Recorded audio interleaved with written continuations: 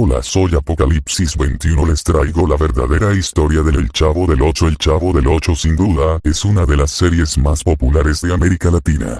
En México aún sigue cautivando a multitud de generaciones. Y es que la serie tiene un encanto especial, con personajes notables y divertidos que han hecho y hacen reír tanto a niños como adultos. Sin embargo, hay quienes ponen en duda la inocencia detrás de este inofensivo humor. Lea esta historia y asegura que El Chavo del Ocho no es lo que parece. Seguramente terminarás pensando que se trata del cuento de algún fanático, pero aún así no deja de ser interesante. Sartre escribió en su famosa obra Entre cuatro paredes, de 1945, que el infierno son los demás. No existe una definición de infierno que sea universalmente aceptada en la tradición teológica de Occidente. Según el historiador Jean de Lumeau, en una entrevista en el libro El fin de los tiempos, el catolicismo tradicional, apoyándose en San Agustín, predicó la existencia de un lugar de sufrimiento eterno para aquellos que hayan hecho el mal en esta vida y que nunca se arrepintieron. Esta noción, un tanto incongruente con la imagen de un Dios misericordioso, no prosperó fuera de la imaginación popular, siendo sustituida por el purgatorio, desarrollado en el siglo II, principalmente por Orígenes. Nadie más podría ser condenado para siempre. Sin embargo, a excepción de los santos, todo el mundo tenía que pasar un periodo variable de purificación, con la seguridad de la salvación al final. San Ireneo no estuvo de acuerdo. Para él los pecadores confirmados, obstinados, alejados de Dios, también se apartaran de la vida. Por lo tanto, después del juicio final, los condenados serían borrados simplemente de la existencia. La controversia continuó por los siglos, con nuevos panelistas: Tomás de Aquino, Lutero y Joaquín de Fiore. En la literatura, Dante y Milton han creado poderosas visiones del infierno. La trilogía de Condenados de Sartre, Los sadomasoquistas cenobitas de Clive Barker y Los pecadores malditos de Roberto Bolaños, son recreaciones contemporáneas inquietantes del infierno. Sí, Roberto Bolaños. Me refiero al actor, escritor y director mexicano Roberto Gómez Bolaños. Conocido casi en la exageración perdonable de Chespirito, o Pequeño Shakespeare de México. Él es el creador de una de las más sutiles, brillantes y temibles representaciones del infierno en cualquiera de las artes. El Chavo del Ocho, el programa de televisión, como enseñó Baudelaire, el mayor truco del diablo es convencernos de que no existe. Podemos concluir que ese mismo diablo no vendrá a presentar a sus dominios a través de estereotipos. La oscuridad, el fuego, tridentes, lava. En El Chavo del Ocho de verdad el infierno son los otros. Bolaños llenó su creación con señales que deben ser decodificadas para revelar su verdadero sentido de automoralizar. La primera y más importante es el título. El Chavo junto con el cadáver de Kiko. Originalmente, el programa se llama El Chavo del Ocho, nadie sabe el verdadero nombre del protagonista, que nunca fue pronunciado. Solo se conoce como El Chavo.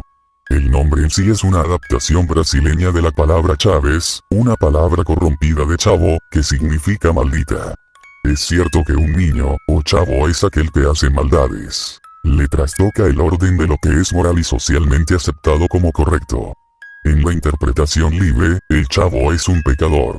Por lo tanto, la serie trata de pecados. No de pecados mortales, de lo contrario sería muy difícil que los personajes generaran simpatía, sino de pecados capitales.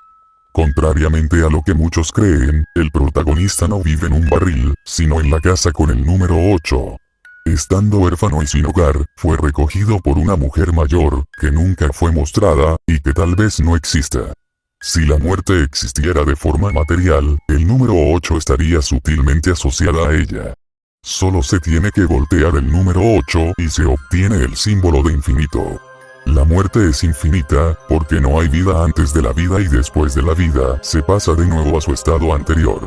La vida puede ser medida por el tiempo, antes y después es por definición, infinita. Nada infinito, gracia infinita, purgación infinita.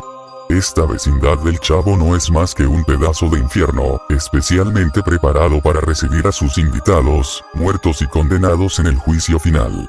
Una variante cómica de Entre cuatro paredes, donde dos mujeres y un hombre, además de un mayordomo, donde el Sartre comunista no tuvo en cuenta el carácter representativo de la clase proletaria. Se ven obligados a soportarse unos a otros para la eternidad, en un ciclo interminable de acusaciones y violencia. No es difícil imaginar la escena. La Chilindrina molesta a Kiko y le hace pensar que su padre es el agresor. Desconcertado llama a doña Florinda, quien descarga toda su rabia en don Ramón. Mismo que después descarga su coraje en el Chavo, y este a su vez agrede al señor Barriga, que llega a cobrar la renta a la vecindad. Mientras tanto, el profesor Girafales, ardiendo de deseo, llega a beber café, con un ramo de rosas en su regazo, sin sospechar la causa, motivo, razón o circunstancia de tanta repetición. El escenario es un laberinto rizomático, sin centro, sin principio ni fin. Afuera de la vecindad hay una calle estrecha que conduce a un parque, a un restaurante y a un pequeño salón de clases. Las variaciones, tales como Acapulco, son excepciones a la regla. El universo de personajes se reduce a este espacio claustrofóbico, donde un ambiente conduce a otro que lleva a otro que conduce a otro, de forma indefinida. Los pecados cometidos en la vida son evidentes en sus características, miedos y frustraciones. El Chavo, siempre con hambre, ha cometido el pecado de la gula. El glotón deprimido y su preferencia por el sándwich de jamón, muestra desprecio por las leyes de Dios, que prohibía el consumo de carne de cerdo, un animal sucio. Enemigo de cualquier autoridad moral, él llama a su profesor maestro longaniza. Otra referencia a la malograda delicia porcina. Don Ramón, que trabaja en exceso para no trabajar después, cometió el pecado de la pereza. Permanentemente requiere redoblar los esfuerzos de escape, para no pagar los indefectibles 14 meses de renta. Estos nunca se convierten en 15 meses, lo que indica que el paso del tiempo está suspendido. No es necesario recordar que 7 más 7 es igual a 14 y que, en la tradición de Cristo, 70 por 7 simboliza el infinito. De manera similar al 8, el signo de suma se convierte en multiplicación. Dios habita en los detalles. La codicia del señor Barriga es obvia. ¿Quién más podría cobrar el alquiler mensual casi todos los días? Los golpes que recibe del Chavo al llegar a la vecindad son parte de su castigo. El pequeño marinero Kiko, el niño más rico, es impulsado por la envidia. Cada vez que veía a uno de sus vecinos más pobres disfrutar de un juguete estropeado, la codicia le provocaba alegría e iba por uno de los suyos. Siempre más grande y mejor, pero nunca le daba satisfacción. El juguete del otro, a pesar de ser claramente inferior, siempre parece más interesante. Un círculo vicioso de la envidia nunca saciado. La Chilindrina está marcada por una personalidad intolerante, enojona. Imitando a Goofy, que utiliza el coche como un arma agravante de su enojo. Muerta en un accidente de tránsito, y trata de hacer lo mismo con el triciclo. Hubo muchas veces que pasó por encima de los pies y juguetes. Pero la musa que canta a la ira del poderoso Aquiles, no le importa la ira de la insignificante Chilindrina. Siendo la más débil y más pequeña físicamente de la vecindad, solo puede llorar, llorar y llorar. Doña Florinda y el profesor Girafales son unos libertinos del tamaño del Marqués de Sade y Mesalina, o ellos mismos. Maestros en el arte de la lujuria, y finalmente condenados por la eternidad a la abstinencia sexual. Frígida e impotente, que lo anhela con la mente, pero no con el cuerpo. Consumen interminables tazas de café que con propiedades estimulantes, alimentan el fuego que no pueden consumar. El profesor Girafales fuma en el aula, no porque el Chavo del 8 fuera grabado antes de la plaga de lo políticamente correcto, sino debido a la rara tradición poscoital de encender un cigarrillo, hacer un anillo de humo en el aire y preguntar ¿te gustó? Incapaz de cumplir la primera parte del ritual erótico, sin saberlo, lleva a cabo lo segundo. No es sorprendente que la banda sonora de sus reuniones sea una adaptación de la banda sonora de la película Lo que el viento se llevó. La última frase de la película es mañana será otro día. En el pueblo, siempre habrá otro día y otra taza de café. Doña Clotilde, la bruja del 71, sufría de extrema vanidad. El genio de Bolaños tuvo la delicadeza de invitar a la española Angelines Fernández para interpretar al personaje. Una vez más el signo de una condenación eterna aparece. 71 no es más que 7, más 1 es igual a 8. Doña Clotilde era dueña de una mascota, significativamente llamada Satanás, llama la atención sobre otro elemento importante. La presencia de varios demonios vagando en la vecindad. Se trata de un demonio polimorfo. En algunos episodios Satanás es un gato, y un perro en otros. A diferencia de la paradoja pato-conejo de Castrow, Wittgenstein y Thomas Kuhn, que servía para el desenvolvimiento de la razón, el gato-perro es una representación de la mística, el perro en persona. En 1589 el teólogo Peter Winsfeld, en el libro Clasificación de demonios de Winsfeld, estableció que cada uno de los 7 pecados capitales tiene un patrón infernal. Es revelador que Lucifer, el nombre con el que muchos llaman a Satanás, genere vanidad. Los otros son la generación de la lujuria Asmodeo, Belzebú la gula, la avaricia Mamón, la pereza Belfegor, Amón la ira y la envidia Leviatán.